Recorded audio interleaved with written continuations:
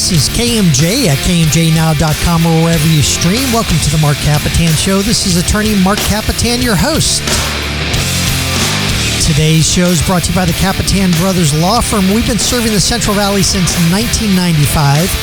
If you or anybody you know has been injured in an auto accident, a truck accident, or a motorcycle accident, give us a call at 559-498-8000. Or if you've been arrested or cited for a criminal offense, call us at 559-498-8000. Kapetan Brothers, we are the Valley's law firm. Folks, by the time this show airs, it will have been the 30th anniversary of the murder of Nicole Brown Simpson. The event led to the slow speed chase in the infamous white Bronco, and ultimately the arrest and trial of OJ Simpson. Those of you listeners who are old enough and who were around at the time remember it well. It consumed the nation and altered the course of society. Its effect on race relations, criminology, and law enforcement is still being measured today.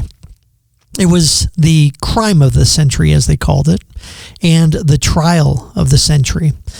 All of it surrounding a man that was likely the most beloved of sports figures, of his time at least. OJ Simpson, the Juice as they called him. But the murder of his wife, Nicole Brown Simpson, and the verdict of not guilty, a moment in time when the world stood still, split the country in half, especially down racial lines in many respects. For a majority, he became the most hated man on earth. And for many, he became a hero.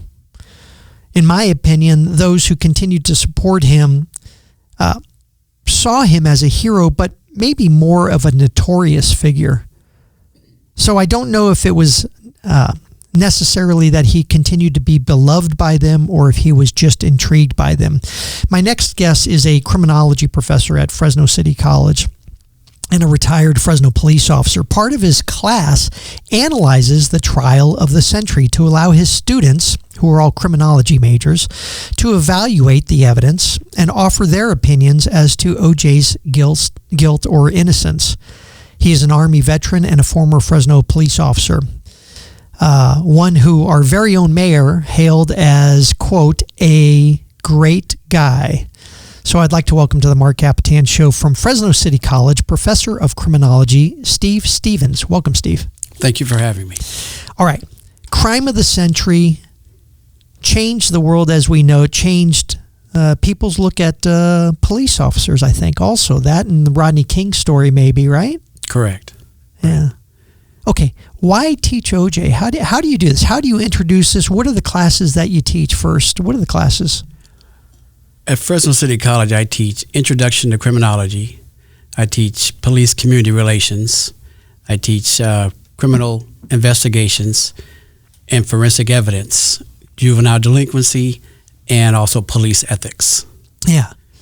And as part of the criminal investigation, which is CSI, basically, everybody knows it now, those terms now, right? Correct. It is. Did you do that when you were a police officer, CSI work? I did not work in the CSI unit, but as a police officer, I feel we do CSI work up front because we're the first ones to arrive.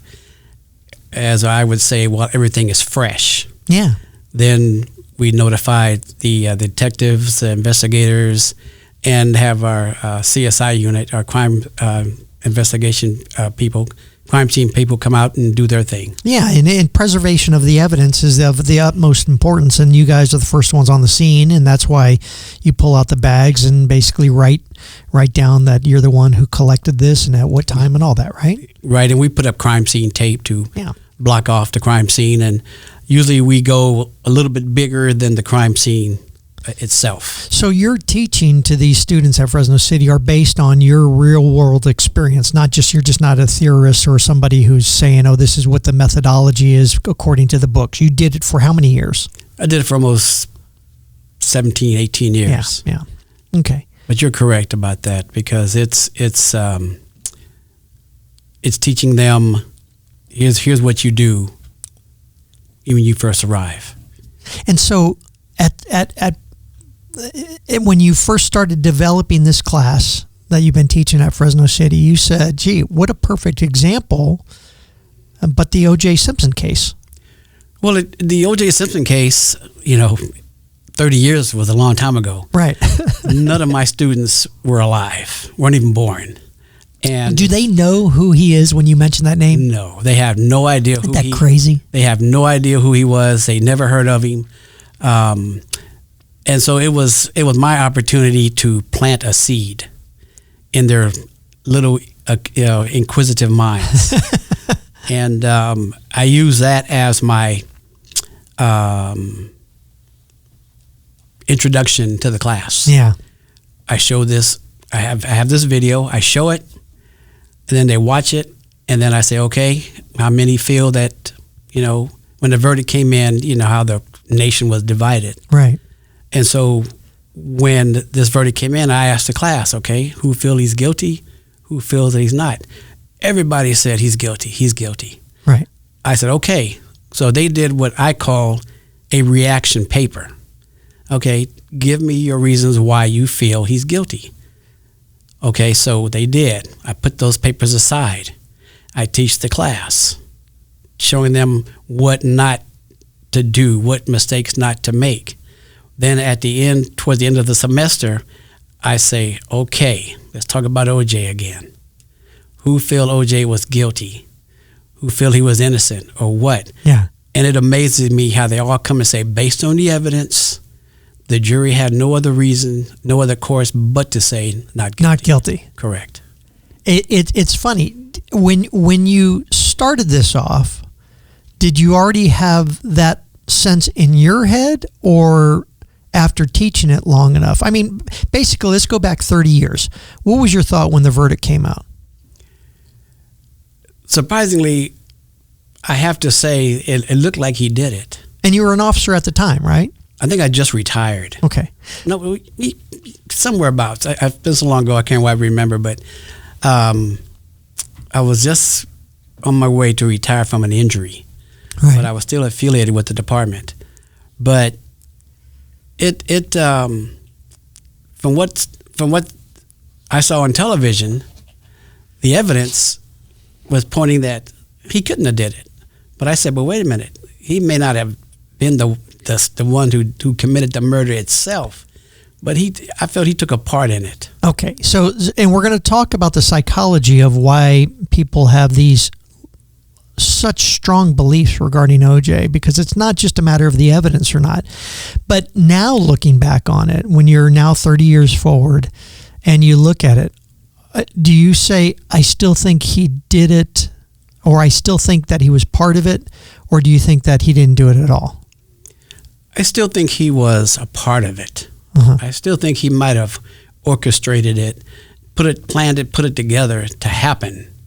But based on what I've seen with the evidence, the blood stain, the blood spatter, the blood trace evidence, if you look at the crime scene and that much blood at the crime scene and how much blood they found in his car, how little blood they found. It is very intriguing. We're going to get into a lot of that evidence right after this next break, but it is intriguing to see that it was just filled with blood, and and they may have bled out later on, and the victims, Ron Goldman and Nicole, but it is intriguing to see how little blood there was in his car and in his house. Not only that, how this police detective from LAPD noticed a small pinhead droplet on the door handle that caught his attention, that drew him over to his car. Well, I'm going to take issue with you on that, because it wasn't quite a pinhead, but I do see, and they do say that it matched completely the cut that was on his finger. But this is the debate that America has gone through for all these years. We're going to be right back with Steve Stevens. He's a professor of criminology out there at Fresno City College and a former FPD, Fresno Police Department officer. So this is the Marc Kapetan Show on KMJ. We'll be right back. This is KMJ at KMJNow.com or wherever you stream. Welcome back to the Marc Kapetan Show. Hey, folks, you know the drill. If you've been arrested or cited for a criminal offense, who do you call, Marcella? The Kapetan. The Kapetan Brothers Law Firm. She knows that. Are we going to ever stop doing that, Marcella? No. She says no. She loves it. I don't know why. She's a great fan of the Kapetan Brothers. She's also a great employee at the Kapetan Brothers Law Firm. Hey, folks, you know the drill. 559-498-8000 for the Kapetan Brothers Law Firm. All right, folks, we are back on with Steve Stevens. He's a criminology professor at Fresno City College and a retired police officer. We're talking about everything OJ Simpson because Steve, as a former police officer and criminology professor out at Fresno City, teaches the OJ Simpson case and what he thinks is the failings. Now, Steve, you do this, though, for a specific purpose, and I've sort of listed out that you do it to make sure that evidence is not overlooked and that potential suspects other than who your gut feeling says is the suspect isn't overlooked, right? That's correct. Let me ask you, as a police officer, did you ever have a time where you made an arrest or you had a suspect in mind and then all of a sudden it smacks you right in the face that there's other evidence that you may have overlooked that comes back and says, oh, this guy's not the guilty party? There's been a few incidents like that where things looked like he did it, but then something else pops up during my investigation that directs me to in a different direction, and it makes me feeling that this person did this crime. It makes it weaker and weaker and weaker, right? To the point where, I have to, in my report, I'm allowed to give a conclusion, an opinion, a conclusion that I'll say, this officer feels that this subject here didn't do it because even though witnesses, you might say they saw him do it, but no two people see the same thing. Right. There may be discrepancies in their witness testimony, but that sometimes is a natural thing. Correct. Yeah. Is it something that you think you were taught, or that you had a gut instinct? Were you a more even-handed guy as far as that's concerned when looking at people? Maybe even from your growing up, that you said, "Hey, I'm always going to give as much of the benefit of the doubt as I can." Yes, I've always felt that people are. Before I even heard of the phrase innocent until proven guilty, I've always felt that people should be given the benefit of a doubt until you have proof. Right. That was my little... even as a kid, you had that sense? Even as a kid. Oh. But then as I grew up and got into law enforcement, the innocent until proven guilty thing came out, and I said, hey, that's my line. Really? Somebody took it and kind of tweaked it. But that's how it is. Really, you never had thought it was just something that you had built in. You think maybe from growing up and we're going to get into your family life further. But was it from a mentor when you were being trained as a cadet, or was there someone important in your life that established that in you? There were two police officers that come to mind. That they were school resource officers. I used to go to a junior high school called Irwin Junior High, which is now Computech. Oh, yeah. And two police officers were there as resource officers, Officer L.H. McDaniel and Officer Ray Williams. And, I was impressed with these two guys. And I said, I told them, when I grow up, I want to be just like you. Isn't that amazing? And they told me, they said, stay in school, be a good person, and so forth and so on. And, they said, we'll still be here when you get on. And they were.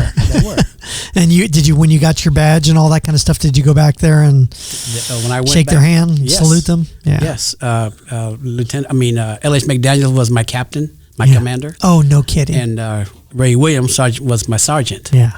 So it all came. How beautiful. Fast. How beautiful. All right. Evidence with OJ.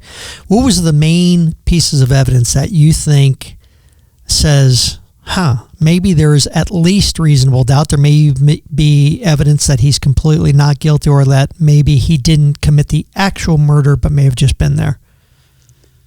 The strongest piece of evidence that I'm going to say that convinced me that he couldn't have done it by himself was the blood evidence.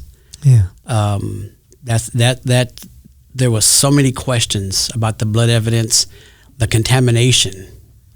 Yeah, and you're talking about there was blood evidence that was found on some socks, not right away, they said too, that contained a preservative in the blood samples that were taken from the socks and from maybe one of the other places, and that preservative is just not found naturally. It's usually found when an officer places the blood in a vial and puts the preservative in the vial to make sure that it doesn't degrade itself. Well, the evidence, the preservative in the vial that you're speaking about is if you've ever gone to give blood, gone to a laboratory to give blood,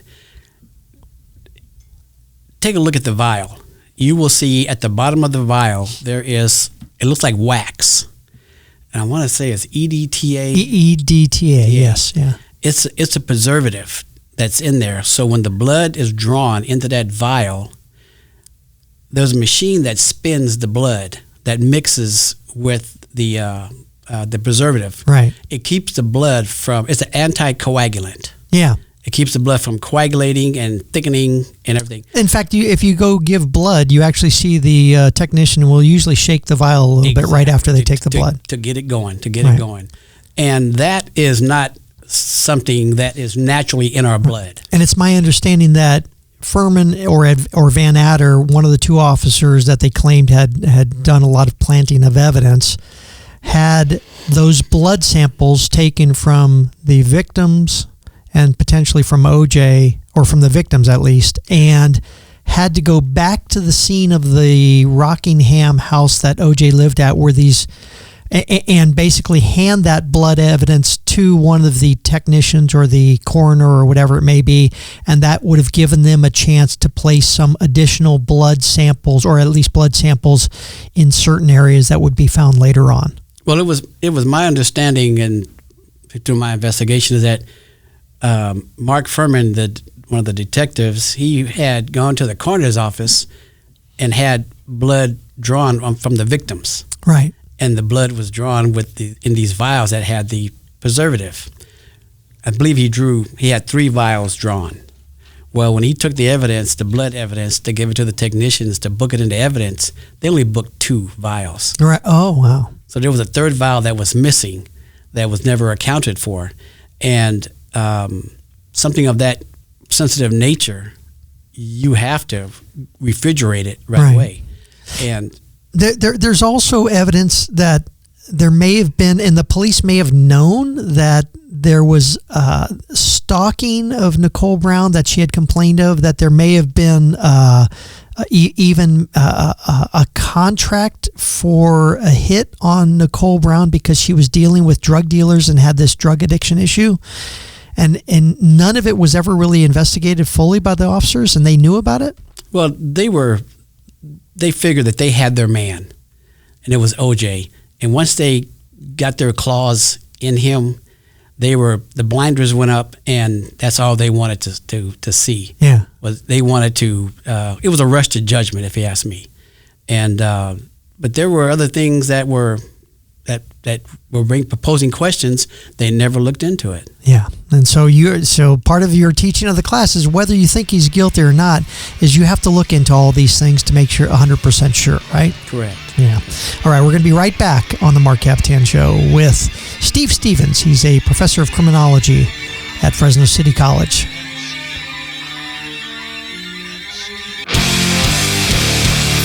This is KMJ at KMJNow.com or wherever you stream. Be sure to check us out on KMJ's podcast at KMJNow.com and tell your friends if they can't catch the show live.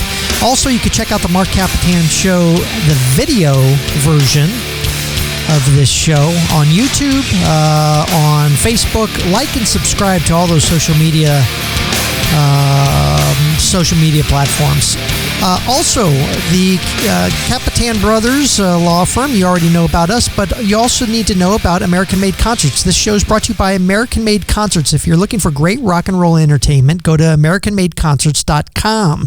We're back on with Steve Stevens. He is a professor of criminology over at Fresno City College, and he is also a student of the OJ Simpson case and also teaches the OJ Simpson case. Steve, I read a psychological article lately. I have a little bit of a connection with OJ Simpson case because my client Mike Gilbert was his memorabilia manager, and was we were on the Dr. Phil show together. We flew to Las Vegas together for the trial where OJ was later convicted of, where he went to try to get back some of his memorabilia. We talk about the vortex of O.J. Simpson, and there's a psychological study that talks about there's evidence-based theory, and then there's wishful thinking, that people just want him to be found not guilty, either because they have a bias or because they truly believe that there's something missing, that they like the guy. There was the shining smile that we saw in all those commercials back in the day. Have you been able to separate, and do you also separate for your students, the difference between we want him to be found guilty and the evidence shows that he's not guilty or guilty? Well, we're all humans.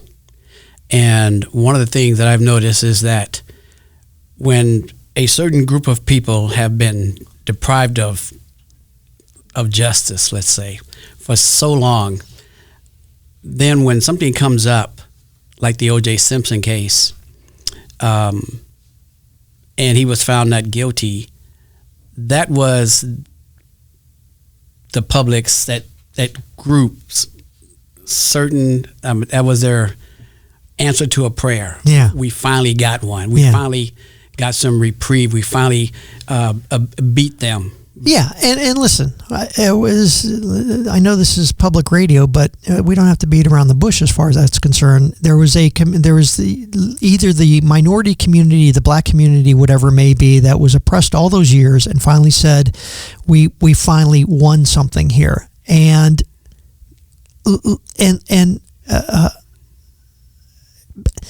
with that said, do you think most of those people truly, because he really was a beloved guy, and you yourself, okay, was it that we really wanted to believe him, or that we were really just deciding we're going to ignore the evidence, or was it a little bit of both?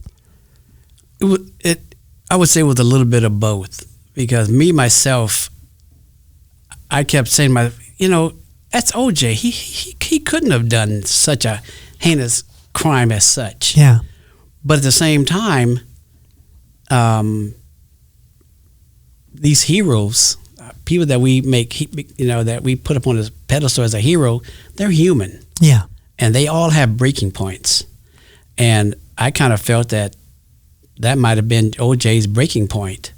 A lot of what we saw, if you follow the trial on television, a lot of what we saw was only just a little bit of the trial. I didn't know of all these flaws in the evidence collection and the crime scene. I didn't know about that until way after the trial. But that's sort of what's interesting about it is everybody, and it didn't matter if you were black and white, initially had this sense of, gee, that's OJ. That's the guy we see on TV. He has a smiling, trusting face. He's in all the movies. And at some point there was this schism where the black community and the white community split, where the evidence was being seen on TV constantly, but people chose and decided to pick which evidence they chose to believe in and which evidence they chose not to believe in. And it did run down racial lines very much so, correct? It did, because when the verdict came out, in the video it shows the white community were in shock. Yeah. And the black community was in... They were cheering. They were cheering and having a good time. But at the same time, if there was a gap along the racial lines in our community, in this country, that verdict of not guilty widened that gap. Yeah, absolutely. So much. And people, sadly enough. And people they lost it. Yeah. Yeah, sadly enough. And it was very interesting, too, because OJ was never really a big representative of the black community. OJ was never, in my opinion, he was never a strong representative out in front, representing the black community, representing civil rights movements, right? Stuff like that. So OJ was not the poster child of that. So, yeah. But some people, when this happened, some people said, in the black community, some people were saying, well, that's what he gets. That's what he gets for marrying a white female. That's what he gets.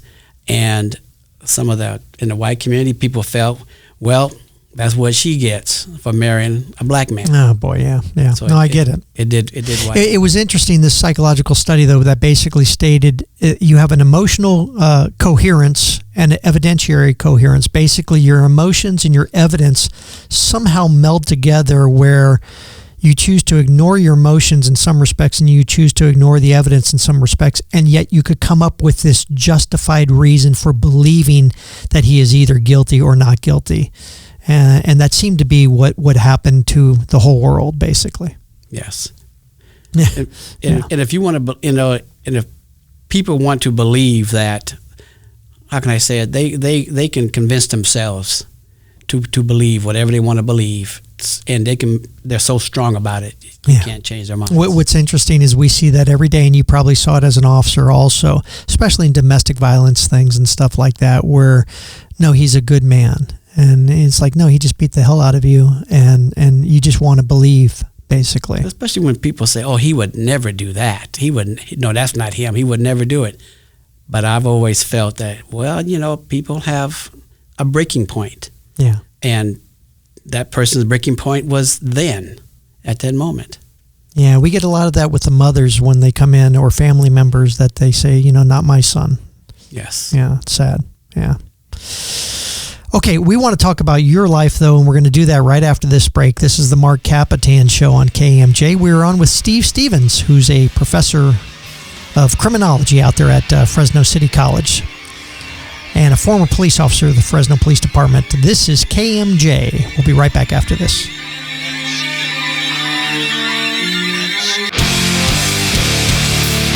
It's News Talk 580 1059 KMJ, KMJNow.com, or wherever you stream. Also, like and subscribe to the Marc Kapetan Show, on all your social media. Welcome back to the Marc Kapetan Show, by the way. Folks, the Kapetan Brothers Law Firm, I'm going to pot this music down like I like to do. I want you guys, if you've been in an accident, or if you've been arrested, or if you're family members, we were talking earlier about family members being arrested, the best thing you could do is call your local attorney. I want you to call the Kapetan Brothers at 559-498-8000. It's a very scary, very trying time. Things are happening that don't happen in normal everyday life, yet for us at our law firm, we see tragedy, we see stress, we see dilemmas every single day, and we know how to handle it. And so to take some of the weight off of your shoulders and to have somebody to talk to, call the Kapetan Brothers at 559-498-8000. All right, folks. We are back on with Steve Stevens. He's a City College professor, and he teaches the OJ Simpson case as part of his criminology classes out there. He was also a former Fresno Police Department officer. Steve, I love your story. It's somewhat disheartening because you were raised in a foster home. Yes. By your father, who you were named after, right? Correct. Alfred Steve Stevens.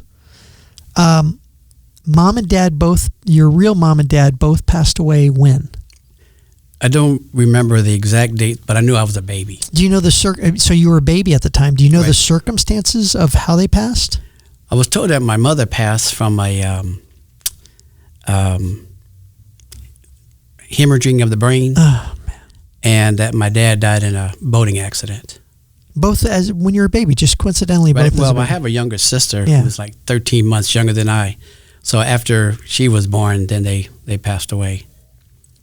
I understand that you obviously you never met your real parents. I understand that you didn't know that your brother and sister until later on, and that you guys grew up and you were separated at birth from them too, right? Yes, and it's kind of funny how that how I found out is that I went to go live with a foster sister in Monterey. And I walked in on her from school, got out of school early, and she was on the telephone talking with someone, and she was speaking to one of our aunts back in Washington, D.C., which is where everybody is from. Yeah. And she said, well, I don't know if Mother ever told Stevie. They called me Stevie then. Well, I don't know. I don't know where the papers are, who the attorney was. And I was standing and looking at my sister, who was backwards to me. She says, I don't know, Auntie, if he knows. I don't know. And she turned around, and there I was. And she says, oh, my God, he knows now. Oh, and my God. From that moment, my whole life just came to a standstill. In a crashing standstill, basically? Oh, my gosh. It was like somebody had just snatched the floor out from under me. That you had these siblings that you never knew about. I had siblings that I never knew about. And you're how old at the time? 16, 17 years old. And at that moment, I began to feel that I was somebody, that I was who I was raised and who I thought I was. Right. You're not that person. Yeah, but let me ask you this, though. You were named after you had a good relationship with your foster father? Oh, yes. I called him my dad. Your dad. And so you still hold on to the fact that I understand, and it's hard. I talked to my artist friend Frank Arnold about adoptions and things of that nature. It's a difficult life, but you have all these positive influences. Your real father or your foster father, I have a great quote from you. I admired all crime fighters. My childhood heroes were the Lone Ranger, Clayton Moore, the original Superman, George Reeves, Hopalong Cassidy, William Boyd, Matt Dillon, James Arness, Festus, Ken Curtis, all of whom I met in person thanks to my dad. My dad was a big rodeo fan. Yeah. And I remember he would take us to a rodeo at the Fresno Memorial Auditorium back in the 60s, I believe it was. And I could not believe how, to this day, how they could get an arena in there. In that little auditorium. That little auditorium. And I met Hopalong Cassidy, he was there, and Festus was there, Matt Dillon was there. And these guys always talked about being good citizens, being good people, obeying the law, don't break the law, and all that stuck with me. Yeah. It did. And like I said, at 16, your world comes crashing down because you have this whole... You knew you were adopted at that time, though? I didn't know. Oh, you didn't know you were adopted? I thought you just didn't know about the siblings that you had. No, I didn't know about being adopted or the siblings.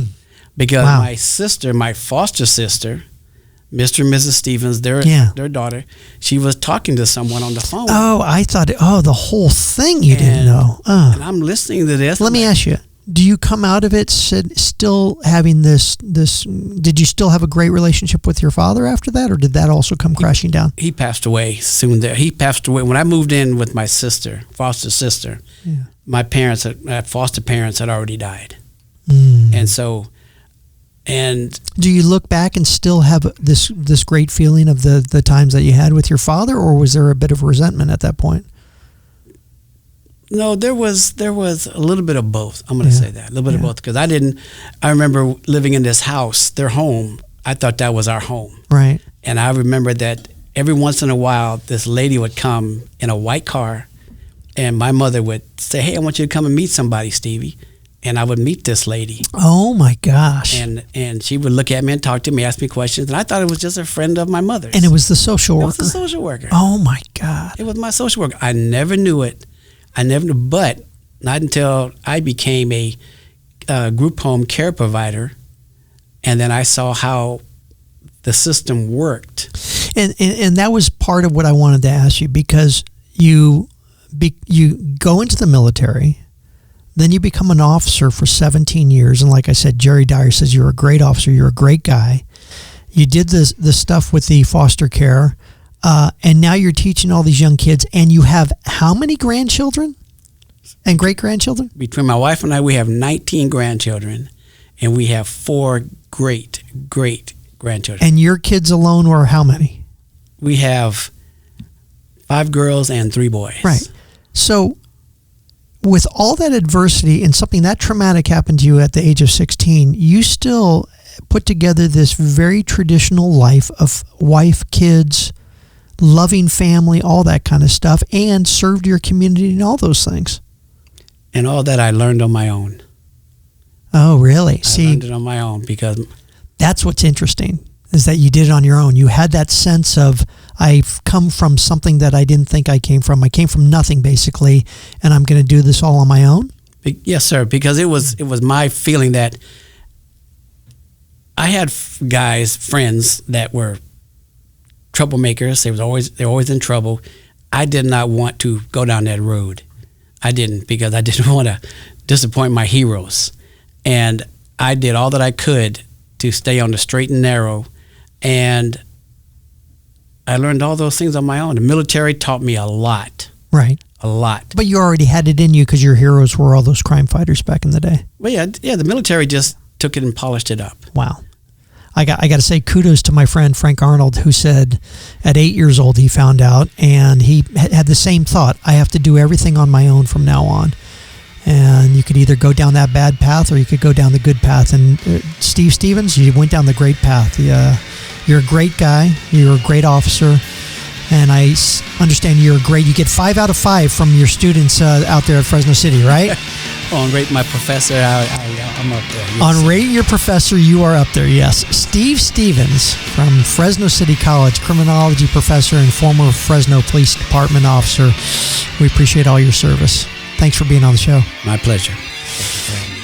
We will see you next week on the Marc Kapetan Show. This has been KMJ. Thanks to my producer, Marcellus Solorio Taylor. See ya.